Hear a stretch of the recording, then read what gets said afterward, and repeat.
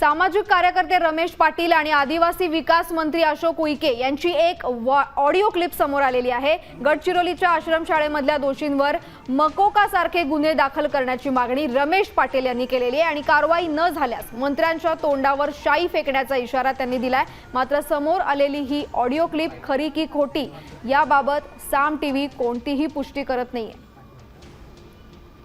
हे अनुदानित आश्रमशाळा आहे। अनुदानित आश्रमशाळेला प्रत्येक विद्यार्थ्याच्या मागे पैसे देतो। 1992 पासून अनुदानित आश्रमशाळा सुरू झाली। त्या अनुदानित आश्रमशाळेच्या अध्यक्षाची जबाबदारी नव्हती का?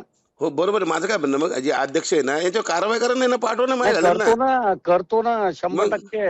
हे माधवशोध लोक पैसे खाता विद्यार्थी। मला एक सांगा, पण याच्या पटापट निर्णय घ्यायचा आहे। माझं काय म्हणणं, हे बघा मोक्यासारखे गुन्हे दाखल करून सरळ आतमध्ये पाठवून द्यायचं, काही फरक पडत नाही, मरत चालत नाही। आता आदिवासी विकास मंत्र्याचा आणि आमचा अनुदानित आश्रमशाळेचा काही सोड, फक्त आम्ही अनुदान देणारे असतो।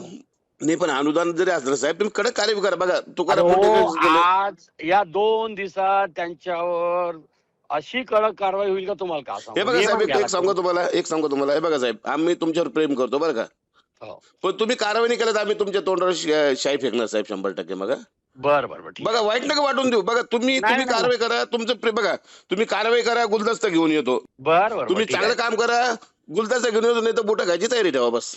हो ठीक आहे।